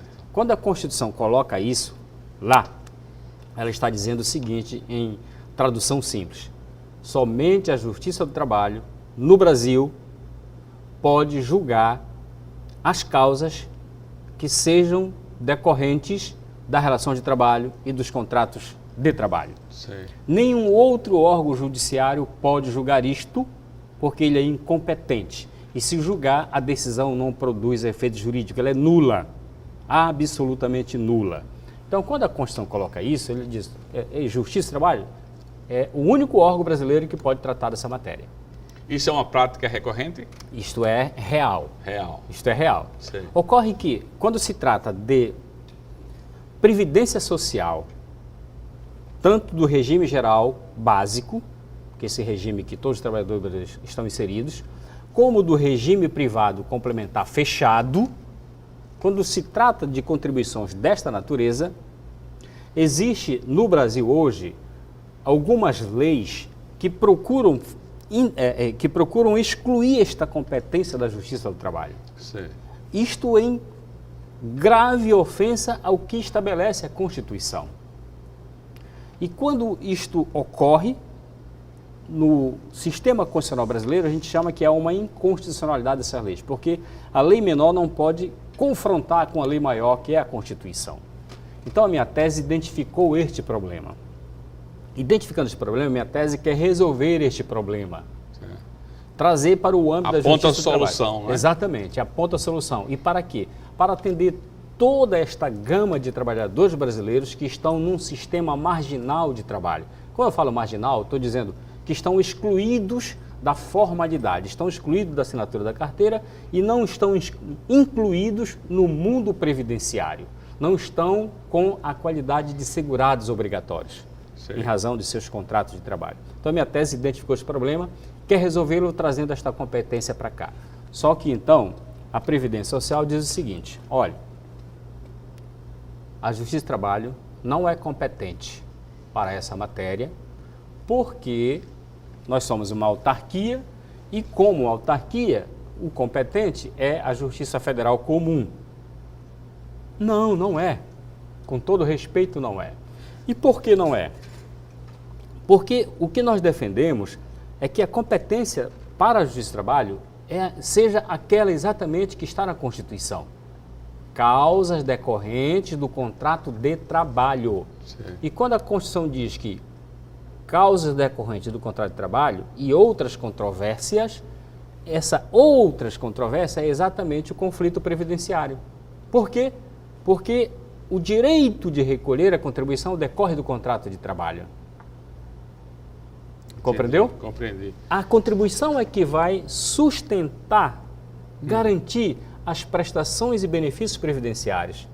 Então, as contribuições sociais que decorrem do contrato de trabalho estão inseridas naquilo que se chama outras controvérsias decorrentes do contrato de trabalho. Quer dizer, essas são as inovações dentro da legislação atual, vamos dizer. A tua tese, ela traz uma contribuição, uma inovação em relação a isso. A tese, ela quer eliminar aquilo que juridicamente se chama cisão do princípio da unidade da jurisdição constitucional. O que é isso? Em outras palavras, o que é isso aí? Quando a Constituição estabelece um regime de competência para julgar processos para um determinado ramo, é este ramo da justiça que deve julgar esta causa do início ao fim. Certo. Poderia dar um exemplo assim concreto para a gente entender? Do início ao fim. Certo. Então, a Justiça do Trabalho, no caso das contribuições sociais que decorrem do contrato de trabalho. Então, ela tem que julgar do início ao fim, ou seja, ela manda recolher e manda averbar o tempo de contribuição. Certo. Quando, se for pela tese do INSS, a Justiça não tiver a competência para averbar o tempo de contribuição, o que ocorre? Este processo vai para um outro ramo da Justiça, que é o da Justiça Federal Comum. E aí você fere o princípio da unidade da jurisdição, ou seja, que o mesmo órgão deva julgar isto aí. Então, a minha tese quer eliminar isto. Entendi. A minha tese quer que tudo fique aqui, porque decorre da relação de trabalho. Isso em razão do regime básico, do regime geral. E em razão do regime privado fechado. Certo. Tem um artigo da Constituição, que é o 202, parágrafo 2º, que ele diz lá assim, que não integram o contrato de trabalho os benefícios privados da Previdência fechada. Não integram. Ora, quando esta redação está colocada ali, que foi feita pela emenda número 20 de 98, quando ela está assim, ela está ferindo o princípio maior que é da Justiça do Trabalho, que tem a competência para julgar as causas que decorram do contrato de trabalho. Como é que pode, numa própria Constituição, um artigo dizer que a competência é da Justiça do Trabalho para a relação de trabalho e contrato de trabalho, e um outro artigo diz que isto aqui não integra o contrato de trabalho. O benefício da previdência privada não integra o contrato de trabalho. Como é que pode isso? Então isso causa o quê? Aquilo que juridicamente se chama antinomia. E na linguagem popular chama-se conflito, confronto. Certo. E para um sistema jurídico isso é péssimo, porque você causa insegurança jurídica para o jurisdicionado, ou seja, para o trabalhador, para aquele homem, para aquele cidadão que vai à justiça. E minha tese quer eliminar isto, porque não é possível continuar com esse tipo de redação que causa confusão jurídica. E qual é a saída que eu apresento na minha tese? Eu digo que o que deve prevalecer é a regra posterior, que no direito tem um princípio que diz assim: a regra posterior revoga a regra anterior, é lex posteriori derogati anteriori. Então, a lei posterior revoga a lei anterior. Quer dizer, atualiza, vamos dizer assim, coloca mais elementos. Coloca em dia. Mas coloca em dia a situação. Coloca em dia para o quê? Para dar segurança jurídica. E quais são os empecilhos sociais dessa sua tese se tornar concreta, vamos dizer, frente ao seu estudo, ao trabalho já de vários anos, depois apresentou isso, como é a situação atual em relação à aplicabilidade, vamos dizer, dessa tese? A grande dificuldade, o grande empecilho, o grande obstáculo é exatamente a interpretação que o órgão previdenciário faz. E como essas leis que ainda existem estão configuradas. E como explicar isso? Existiu um grande escritor, mas extraordinário escritor e cientista político, chamado Montesquieu. Certo. Que ele dizia lá, o espírito das leis, o seu livro lá, interpretar o espírito das leis.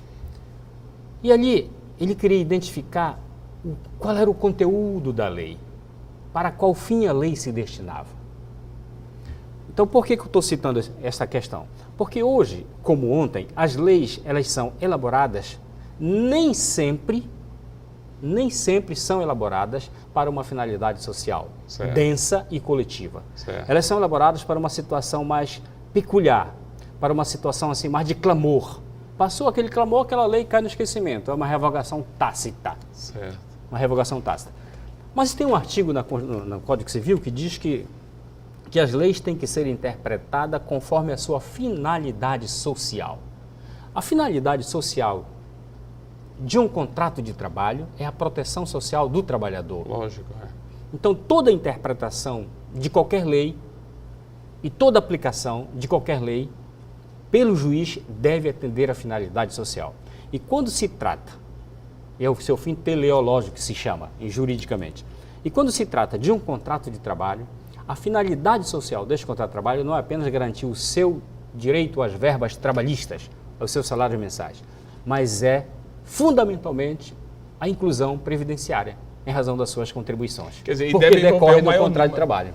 envolver o maior número possível de pessoas. Não é uma coisa exclusiva de um determinado grupo. Não, ou determinado... é de uma coletividade. De uma coletividade. E quando se trata de coletividade, nós ingressamos numa coisa que o mundo jurídico hoje fala em direito transnacional, que é o direito de solidarismo. E por que transnacional?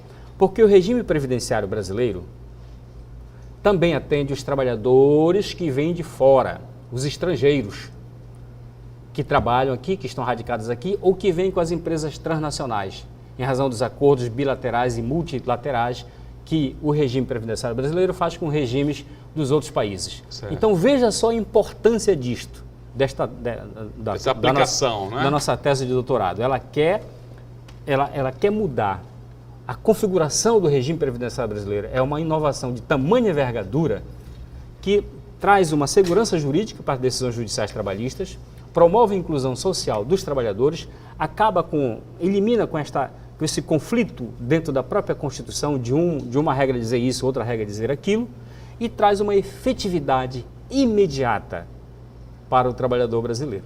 E como a Justiça do Trabalho tem assimilado essas novas ideias, vamos dizer assim? Já que a gente nota muitas vezes no sistema, né, de mudanças de leis, assim, mudanças em todas as áreas, uma certa dificuldade, uma certa lentidão. Basta pensar que a gente, quando se fala em lei, quando se fala em mudanças de comportamento, a coisa é muito devagar, muito. Como é que a Justiça do Trabalho, de um modo geral, tem acolhido essa tua tese de doutorado? Eu devo te dizer que há necessidade de uma reflexão dentro da própria Justiça do Trabalho a respeito desse tema. Certo. Né? Existe ainda existe, assim, uma concepção e uma interpretação, e te diria majoritária, e bem majoritária mesmo, que interpreta que esta matéria não deve estar no âmbito da Justiça do Trabalho. Para mim, essa interpretação, com todos os respeitos que devem ser dados, e múltiplos respeitos, não é a interpretação adequada que a Constituição brasileira prevê. A Constituição brasileira prevê que esta matéria, para julgamento, é da Justiça do Trabalho. Sim. Mas por quê? Por que essas leis são elaboradas desta forma? O raciocínio que eu queria complementar do Montesquieu. Porque existe hoje no mundo uma coisa chamada globalização econômica, que começou ali no início da década de 80. No início da década de 80, as relações econômicas mundiais se davam entre países. No curso da década de 80, começaram a se formar os blocos econômicos. E as relações comerciais e econômicas começaram a se dar por países, certo, nos blocos. Uma junção. Aí vem o Mercosul, aí vem o NAFTA, aí vem os tigres asiáticos, aí vem o mercado comum europeu. Então, esses blocos se relacionam pensando em políticas comuns para os países que estão dentro daquele bloco. Mas quem é que pensa isto? Quem pensa isso é o capital. É o capital neoliberal. E o capital neoliberal, que vem do liberalismo, que diz assim, olha, o Estado não pode intervir nas relações econômicas, salvo para salvar a pátria. Ou seja, quando está na bancarrota é que o Estado tem que servir. Só que, se olharmos a Constituição brasileira, tem uma gama de direitos fundamentais, entre eles o trabalho e a previdência. E direito fundamental, ele tem uma estrutura jurídica tão forte, mas tão extraordinariamente forte, que vincula imediatamente o Estado e o ente privado. Sim. Obriga a que eles implementem medidas sociais de proteção ao trabalho e de inclusão previdenciária. Então, sendo direitos sociais fundamentais, as leis, quando interpretadas, têm que atender à finalidade social, que é a finalidade de inclusão previdenciária. Quando, então, as leis são pensadas e concebidas com uma mera concepção de o que está na lei tem que ser dito isso, é tal qual, aquilo que a gente diz juridicamente, interpretação ipsiliteris, tal qual, não é assim. A lei não é assim. Precisa ser... Ela tem que ser adequada à realidade. A lei tem que ser interpretada para o fim que ela foi concebida. Mas quando o neoliberalismo concebe uma lei dizendo, olha, isso aqui não é da Justiça do Trabalho, essa matéria previdenciária do regime privado e do regime básico da Previdência não é da Justiça do Trabalho, ele está querendo o quê? Que a Justiça do Trabalho não se intrometa nisso, que não tenha o impulso ex officio do processo, que o processo não seja oneroso e que o processo não seja célere. E repito, a Justiça Comum não são os juízes, é o instrumental que é dado para o julgamento. O processo civil, ele é formalista. É um tema É apaixonante. oneroso, Né? ele é difícil de dar efetividade às decisões judiciais.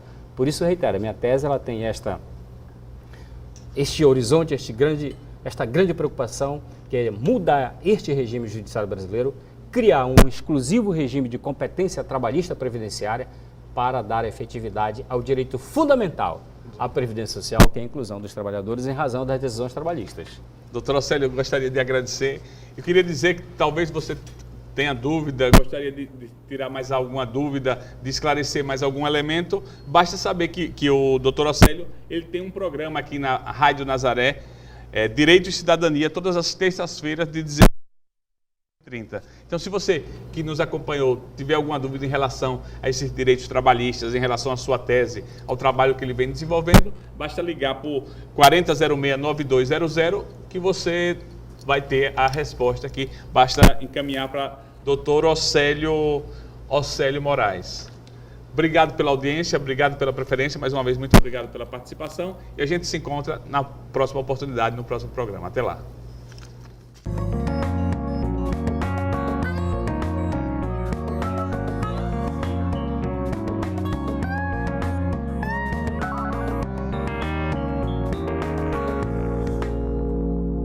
Olá! A Sala de Monitoramento da Previdência Social completa 4 anos agora em 2013. A ferramenta registra e disponibiliza informações, fazendo com que os gestores acompanhem o atendimento nas agências de todo o país. A iniciativa faz parte da estratégia de modernizar e agilizar os serviços previdenciários. Sobre o assunto, vamos conversar aqui no NBR Entrevista com Lindolfo Salles, presidente do INSS, Instituto Nacional de Seguridade Social. Tudo bem? Seja bem-vindo ao NBR Entrevista. Obrigado. Bom, há alguns anos, o INSS era associado à seguinte imagem: demora, chegar de madrugada para pegar um bom lugar na fila, enfim. Isso é coisa do passado? É coisa do passado, é um processo que se iniciou há cerca de 10 anos atrás, né, e foi uma decisão de governo. Né, realmente era manchete na imprensa nacional e nas locais diariamente. E o que avançou, né, nesses últimos anos na questão do atendimento aí ao cidadão? Bom, então, foi feito um esforço grande de modernização do atendimento. Isso implicou na construção de novas agências pelo Brasil afora, é um programa de expansão de agências que nós chamamos PECs, na capacitação de servidores. Né? Nós temos hoje uma escola previdenciária dentro do Instituto que capacita servidores aos milhares, recicla servidores todo ano. E também nos próprios processos e sistemas corporativos que nós usamos no INSS, foi todo um processo de modernização, alguns ainda em curso, né? Bem como o atendimento remoto através da nossa central 135 e também através da internet. Então, um conjunto de medidas, muitas delas em curso ainda, outros projetos em curso que estão possibilitando esse avanço muito grande na qualidade do atendimento do nosso segurado e pensionista, que faz com que o INSS hoje seja, na realidade, uma referência de qualidade de atendimento dentro da estrutura do Serviço Público Federal. Então, para muitos serviços, a gente não precisa nem sair de casa, né? Pode fazer por telefone, pelo 135 ou até pelo site da Previdência. O nosso atendimento remoto atende cerca de 6 milhões de brasileiros mensalmente. E presencialmente, nossas 1.508 agências, esse número muda todo mês, porque a gente está sempre inaugurando novas agências. 4 milhões de brasileiros acorrem às nossas agências, mensalmente. Bom, qual é o serviço, o benefício que é mais demandado pelo INSS? São vários os serviços, nós temos vários benefícios, são mais de 15 benefícios que nós temos e que nós atendemos. E não só aqueles previdenciários, nós também atendemos o LOAS, por exemplo, que é o serviço prestado pelo Ministério do Desenvolvimento Social, mas que nós operacionalizamos para os idosos e as pessoas com deficiência, carentes, né? Que nós também atendemos, e o da própria União, pessoas que sofreram hanseníase, pessoas que tiveram algum prejuízo em função do uso da talidomida nos anos 60, né? Os próprios jogadores brasileiros campeões do mundo de 70, que tem uma lei específica para ele. Então, esse conjunto de pessoas que não fazem, que não pertencem ao nosso regime geral da Previdência Social, RGPS dito, mas que nós também operacionalizamos. Bom, o foco, então, é a agilidade no atendimento ao cidadão.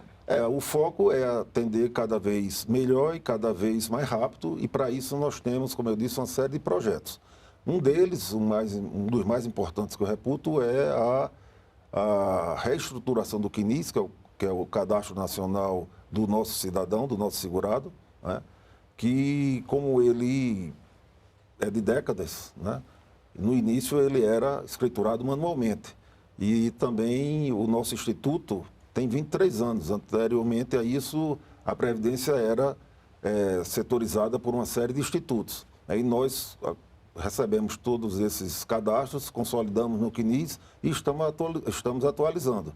Então é possível hoje, por exemplo, o cidadão monitorar e acompanhar o seu cadastro de casa via internet. Basta que ele vá a uma agência do INSS, peça uma senha para tanto e aí ele fica acompanhando a sua situação cadastral, pessoal, né, ao longo da sua vida laboral.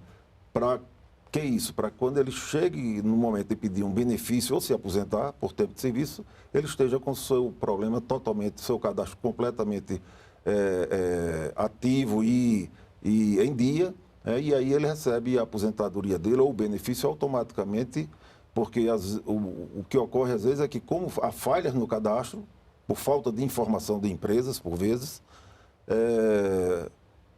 o benefício demora até que o INSS consiga atualizar ou preencher esse cadastro. Então, da parte do cidadão, a contribuição é manter esse cadastro atualizado isso. E no dia lá do agendamento levar toda a documentação. Exatamente. Exatamente isso. É muito importante manter esse cadastro atualizado em dia, né? Fiscalizar se a empresa está fazendo o recolhimento, porque na hora de obter o benefício é automático praticamente. O INSS, enfim, a Previdência trabalha com o universo de quantas pessoas, né? Quantas pessoas atendidas, enfim, que vocês concedem aí aposentadoria, benefícios? O INSS é talvez a maior autarquia do governo federal.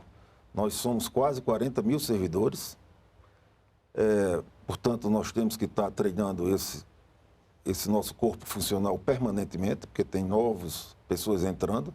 Nos últimos 2 anos foram quase 4.500 pessoas, servidores novos que adentraram, alguns se aposentam. Então, é um movimento grande de pessoal que nós temos.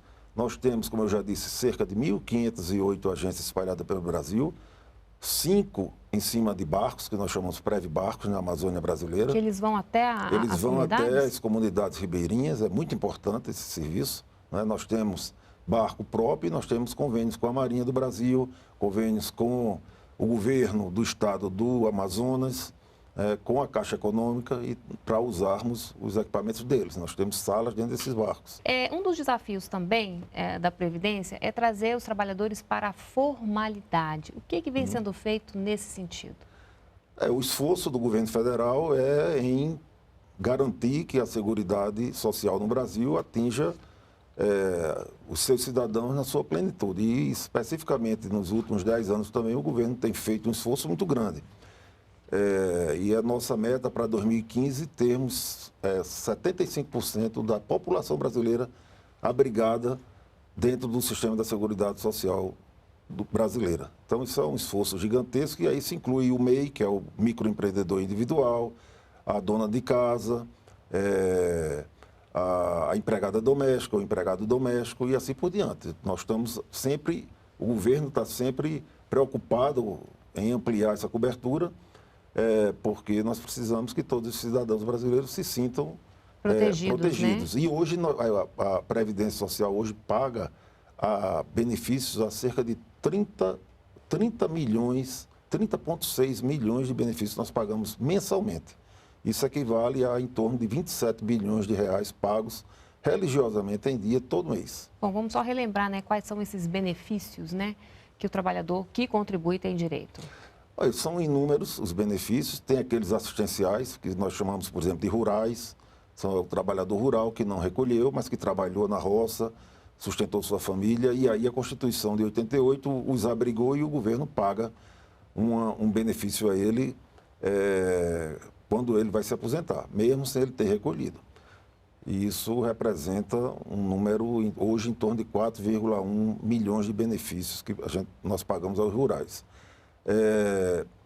Nós pagamos benefícios por maternidade, por doença, vários tipos de doença, por aposentadoria, pensão por morte. São muitos os benefícios que a Previdência brasileira paga e garante, com isso, a segurança não só do cidadão, mas de sua família naqueles momentos de crise. Por isso que é importante que o trabalhador, né, contribua. Muito importante que o trabalhador contribua, porque quando ele passa a contribuir, imediatamente ele já adquire a qualidade de segurado para uma série de benefícios. Bom, nós falamos então um pouquinho, né, dos serviços oferecidos pela Previdência, né, de como a Previdência está se estruturando, e vocês acompanham isso, né, diariamente com uma sala de monitoramento. Como é que funciona essa sala? Bom, essa sala de monitoramento literalmente é uma sala onde nós temos uma série de monitores, de televisões, né, ligadas ao nosso sistema corporativo, e nós acompanhamos os indicadores. O que é isso? São indicadores de qualidade definidos dentro do nosso planejamento estratégico e que inclui, por exemplo, qual é a média do tempo de agendamento depois que você liga para 135 ou para a internet, que você vai poder ser atendido numa das nossas agências. Hoje essa média está em torno de 18 dias. Você liga, em média, no Brasil, 18 dias depois de ser atendido numa nossa agência, né? Em alguns locais isso demora mais, em outros menos, mas a média Brasil são 18 dias. E a gente chama isso de TMEA, tempo médio de agendamento. Nós acompanhamos também o tempo médio de perícia médica. Se você quer fazer uma agenda de perícia médica, quanto tempo leva para você poder ser atendido por um médico da Previdência? Isso está em torno de 21 dias, média nacional. O índice de resolutividade, ou seja, quantos por cento dos nossos segurados chegam à nossa agência e saem com a solução naquele mesmo dia. Isso, a média nacional, hoje está em torno de 58%. Ou seja, 58% das pessoas que agendam pelo 135 ou pela internet e comparecem à nossa agenda, 58% saem com o problema resolvido naquele dia, não precisa retornar. Alguns casos precisam, evidentemente, porque são casos de doença, precisam perícias, exames, outros exames, e aí a gente não consegue ultrapassar, não vamos conseguir chegar nunca a 100% de resolutividade do mesmo dia. Então, essa sala serve para isso, para que nós acompanhemos diariamente o desenvolvimento das nossas agências no Brasil. Todas são monitoradas, né? E possamos saber se elas estão cumprindo aquilo que nós pactuamos no nosso plano estratégico para o ano de 2013, por exemplo. Bom, para a gente encerrar, quais são as metas e desafios do INSS aí daqui para frente? Bom, o INSS basicamente é um órgão que atende o público, o segurado e o pensionista. Então, o nosso desafio é sempre melhorar esse atendimento. E melhorar como? Melhorar na eficiência, na qualidade do atendimento, na agilidade. E nós, como eu disse, nós temos uma série de projetos, que não tenho como detalhá-los todos aqui, para que as nossas decisões sejam mais céleres e mais seguras. Mais seguras em termos de qualidade. Aí nós temos, por exemplo, um projeto que está em andamento, já piloto, que é o que a gente chama o e-consulta. Ou seja, se você chega a uma agência e o nosso atendente tem alguma dúvida, ele vai ter condições de, eletronicamente, na hora, ter uma assessoria da nossa procuradoria especializada, por exemplo, e tirar a dúvida dele, atendente, naquele momento, e resolver o seu problema também naquele momento. Porque, como eu disse, são inúmeros benefícios, a legislação é complexa, e, por vezes, as pessoas se deparam com problemas novos e têm dúvida na hora de atender o segurado. Tá certo. Muito obrigada pela sua participação aqui no NBR Entrevista e até uma próxima oportunidade. Obrigado pela oportunidade. Outras informações, então, na página do Ministério da Previdência. E para rever essa entrevista, é só acessar o endereço que aparece agora aí na sua tela. Muito obrigada pela companhia e até o próximo programa. Continue aqui com a gente, NBR, a TV do Governo Federal.